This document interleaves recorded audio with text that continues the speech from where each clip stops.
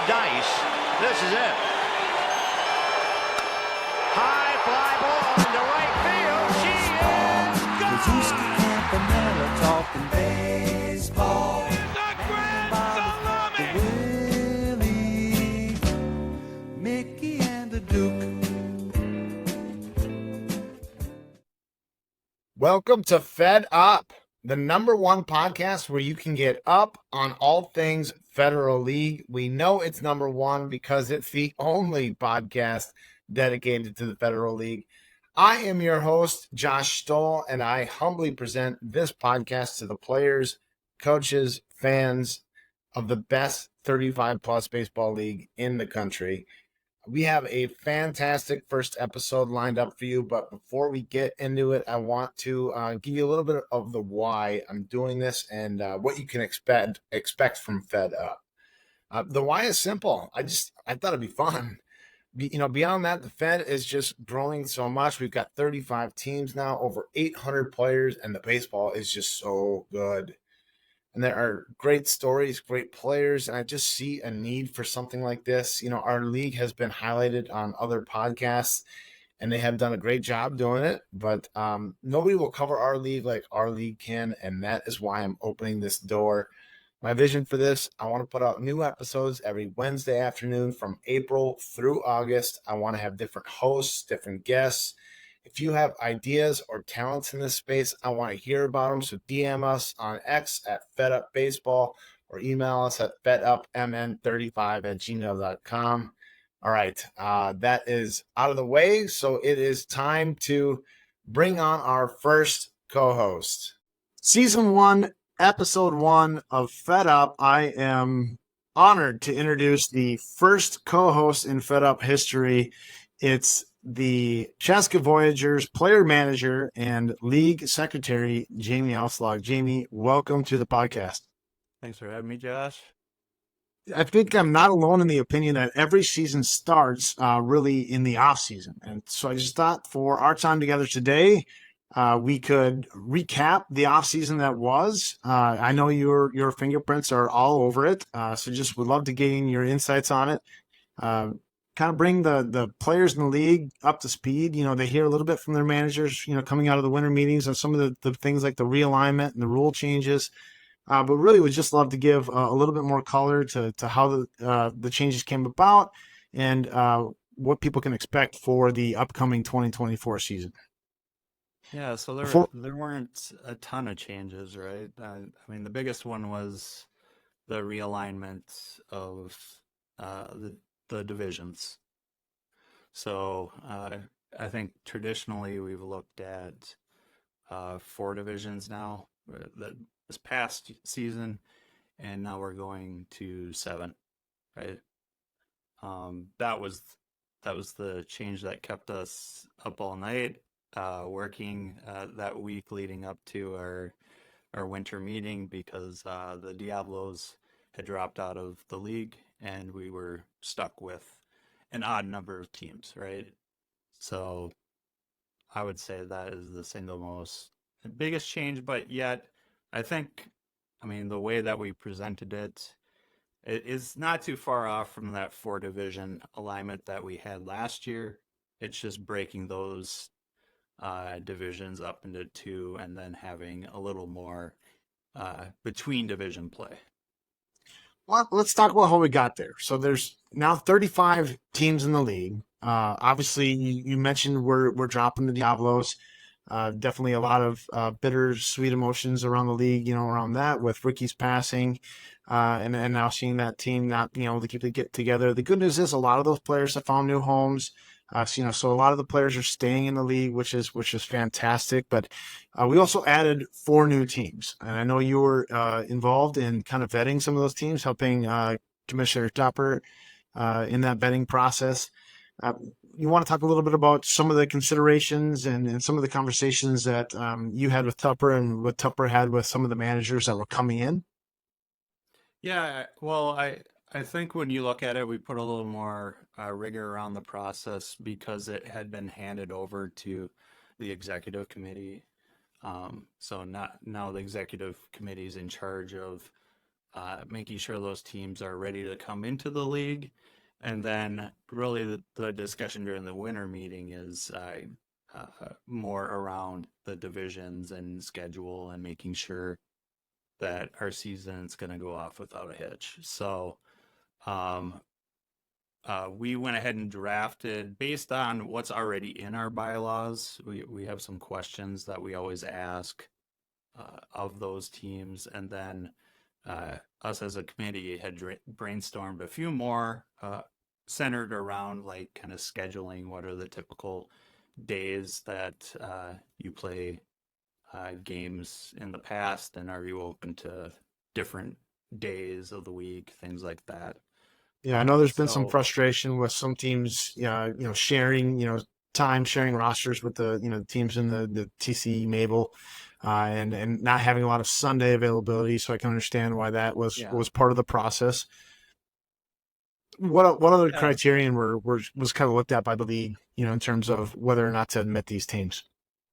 Well, a big part of it. So of the 4 teams that are coming in, 3 of them are from the other league, and have a history with that league to where there it seems to be a pattern of success. They're up and coming teams or well established teams that are winning in that league. So it's Yes. not a team that's necessarily dying off and So having on that history. list from the other league, we've got the Minnetonka Lakers, now the Tonka Bay Lakers, little rebranding there. We've got the Waconia Islanders, and we've got Eden Prairie, Yep. the Flyers, right, that are being added on that list.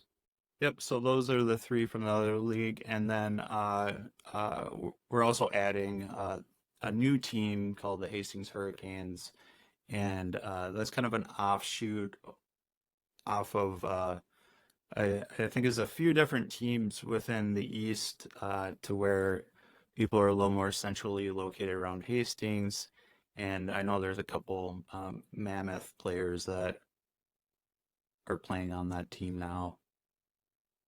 So it should be exciting to add them.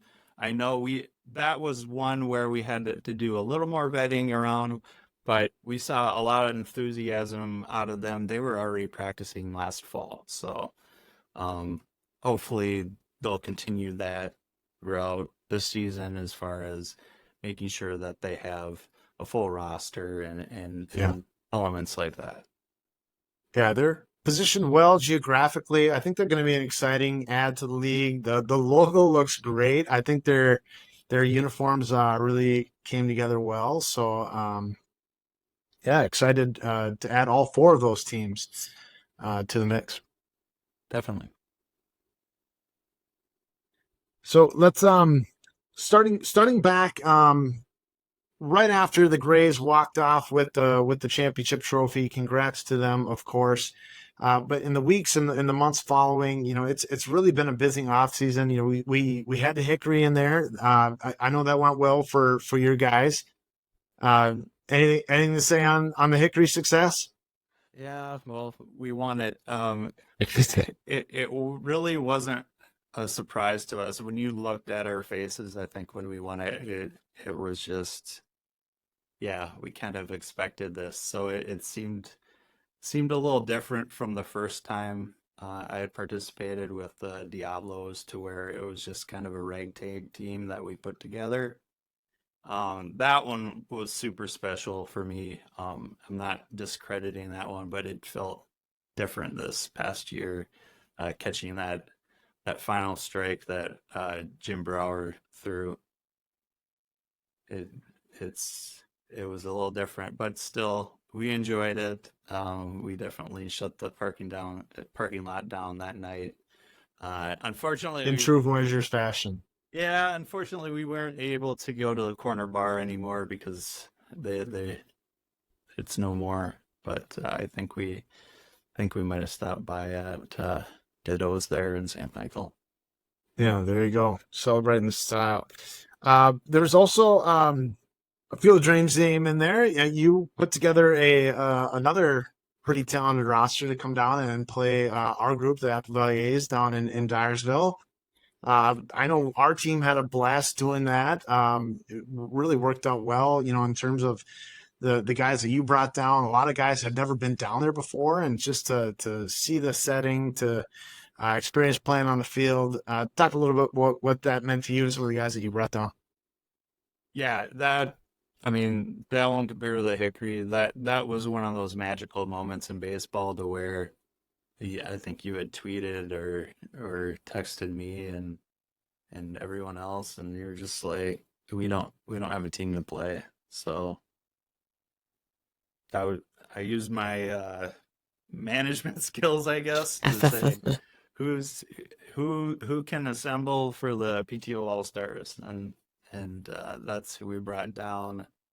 It was really a mixture of there were some guys that I had played before between the Diamonds and the Voyagers, play and saw them with Laconia now, but formerly Red West.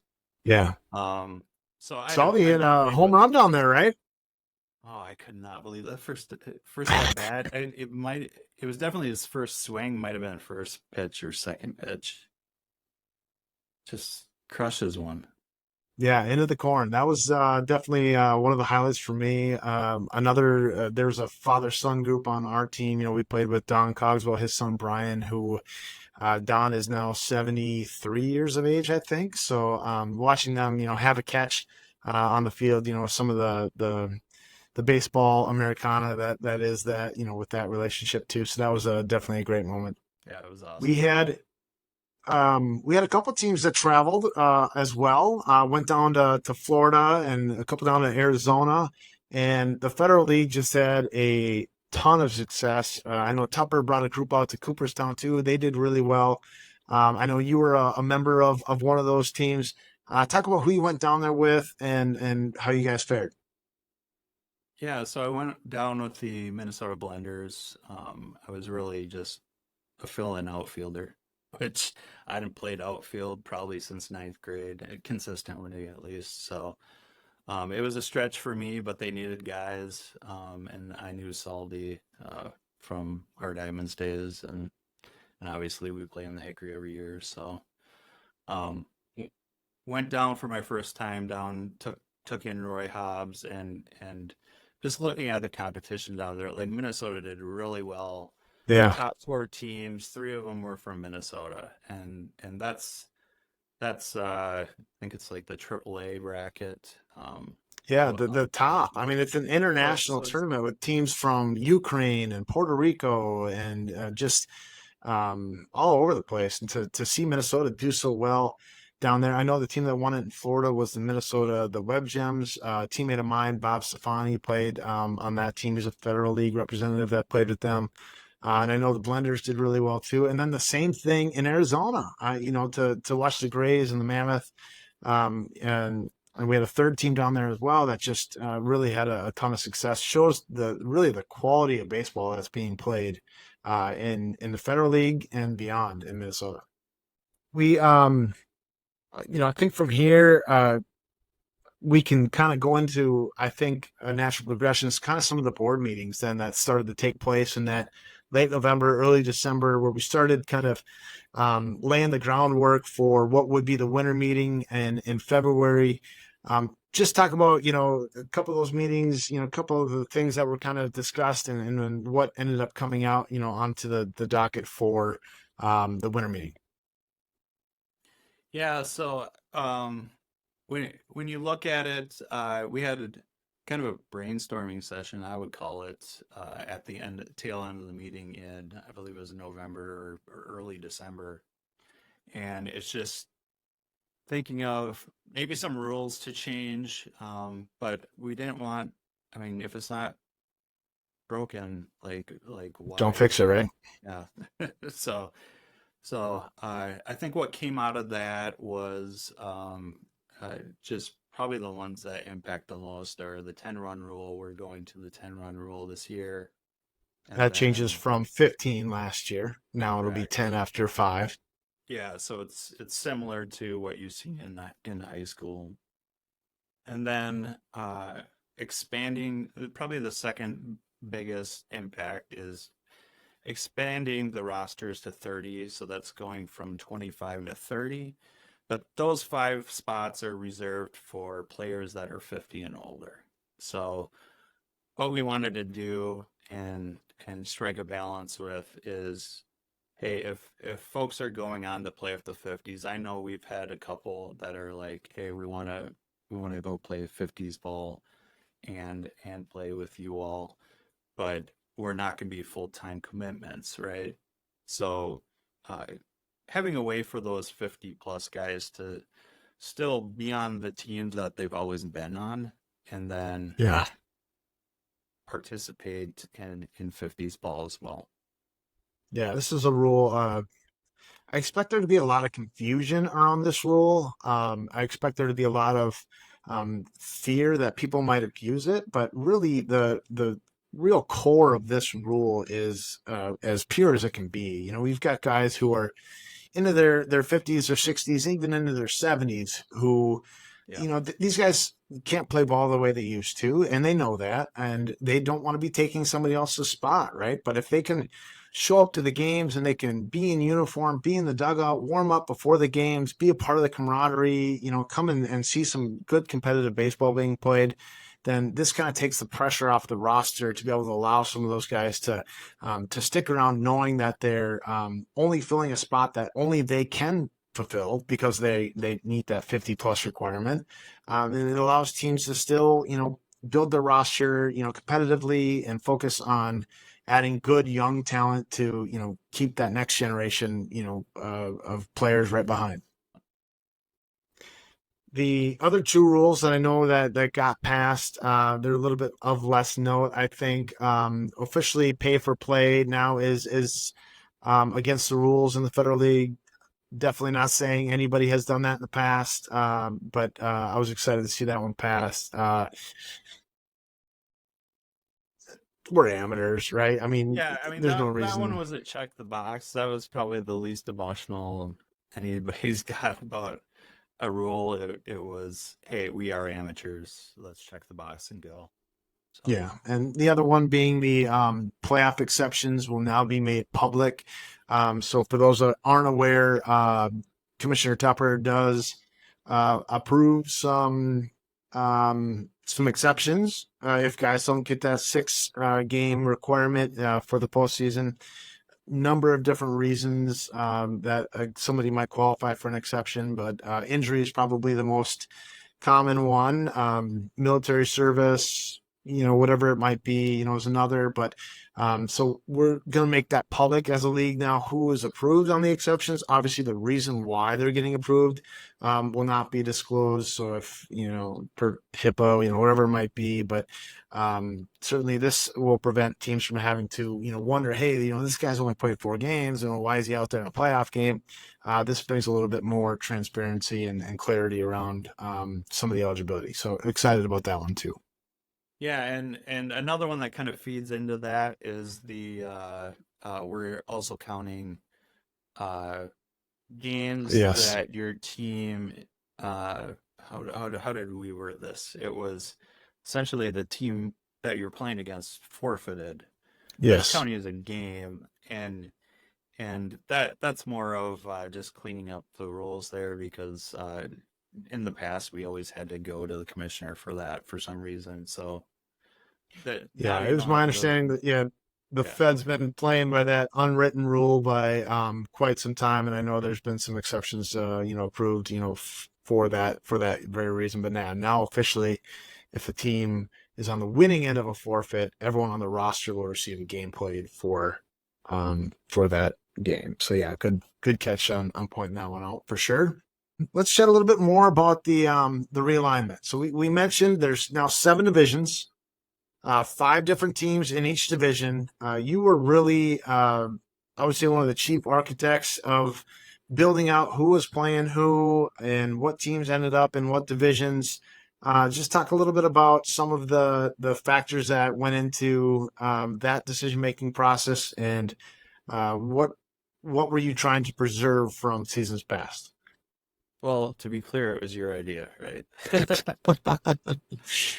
So So it's You kind of your executed it though. your baby. I delivered it, I guess. I'm the Yeah, all right. contractor. That's fair. That's fair. So we had an emergency Wednesday meeting after we realized the Diablos players were starting to find other teams to Yeah. play for. So we knew the Diablos were out. We had 35 teams, and we started looking at not so great options to start. I think I had proposed a five division format that I would say the nice thing about when you brought up the seven division is we were able to mostly preserve what we had last year because I think everybody liked uh, the groupings that we had last year as far as divisions. So, I mean, a lot of the goals that we had there was we wanted to play 18 games for a schedule or somewhere around there. That seems like a magic number. I know the Grays want to play 28, but I told Lars We nobody get the has pitching the to do pitching it, to so do why that. not, right? And so 18 seems like kind of the nice sweet spot, but we wanted to preserve the 18. We wanted to preserve kind of the rivalries that existed there, and respect So that. St. Paul Senators are still playing St. Paul JTs. Yeah, We've got the yeah, Chaska and teams still together. The well, Minnetonka and teams are still playing each other. The South is still relatively aligned in those matchups. yeah, South was the big factor, and looking at that. But it's even like I know that playing for the Diamonds in the past, like Minnetonka Saints, there's a lot of connections there. So keeping at least one of those games alive every year. You're not going to play them twice because they're outside your division, but hey, you're going to play them every year still. So the way we organized it, I think, was really awesome to where we were concerned about the South just because we had treated their scheduling different in the past and we wanted to kind of respect that because I mean, we talked about this, Josh. Like, I understand where they're coming from. They're essentially extension of town ball, and those are rivalries that they've had for uh, decades, Decades. Yeah. 50, 60, 70 years. So you want to respect that, but you also want to have them feel like they're part of the league. And I think we accomplished that by making sure they still play everybody within that old South division, and then they have a handful of other games. This year, I think they're mostly matched up with one of our divisions in the West. So Yeah, I know we grabbed one of them too, the East Division. So I'm excited about the opportunity to go down to play in fields I've never played in down there. We get to go to Dundas this year. We get to see a couple of parks that I've heard just great things about, and super excited to meet a new group of guys and see a new field and have some new experiences. So I think that's definitely one benefit of the realignment as well. yeah, and to be super clear, and I think we clarified this in the winter meeting is they will always play those South teams. So Yeah. when you look at how those are matched up, those two South divisions will always play each other. The two West divisions will always play each other. Um, so it it's not the nice thing is we were kind of stuck with the odd number of teams, which is never a good idea, but we were stuck with it and we made the best out of the situation, I think, and it's really awesome to see it. Well, I think that's the last nice piece about it too is we've got it structured is allows for a little bit of expansion too. We've got nobody in that other half of the North. I think if we are looking to expand next year or beyond, I think a lot of that expansion has a good chance of coming, up Highway 10 there with teams like Princeton and Big Lake and Becker and Monticello and out of St. Cloud. So, whether we add those teams or not, is certainly a far cry away, and certainly a lot of work of vetting and making sure they're the right ad will still need to occur. But that just seems like a really natural slot to put them in so that we're not constantly looking at realigning every single year. Yeah, for sure. I think ideally we expand up there if we have any expansion. Um, I just don't know how many teams they have up there yet. I know we know have some connections with the folks up in Becker and teams like that, but it sounded like they didn't want to come over this year, and I think Becker sort of made sense, but I don't think they're there yet as far as the scheduling. They're kind of used to uh, half the games that we play, Yeah. Yep. right? Or Exactly. maybe a little more. And then uh, who's the other team? Luxembourg too. Yeah. Luxembourg. Yeah, just looking at it. So my parents actually live not far from Luxembourg, and that's a hike. Yeah, and that's Yeah. part of the consideration too, is the Yeah. the geography of it. Do we want to expand that far away? Do we are we adding teams that are going to be competitive? I think those questions are answered with teams like Luxembourg and Becker. They play some pretty good baseball, but are their Yeah. rosters big enough? Do they have the pitching to support an 18 game schedule? So certainly, evaluating all of those things if and when we should ever reconsider expansion again, but. Super excited about the 35 teams we have this year. I think we have a lot of great baseball ahead of us for this season. I know I'm looking forward. So I've got a little factoid for you that you may or may not be aware of, but among managers, if we're calculating opportunities, I'm calling them, and the way I'm defining that is plate appearances plus innings pitched. Among managers, you were number one in the league last year with 97. You had 67 plate appearances, 30 innings pitched. I was third on that list, actually. And I think what that proves is that we both know how to write our own name down.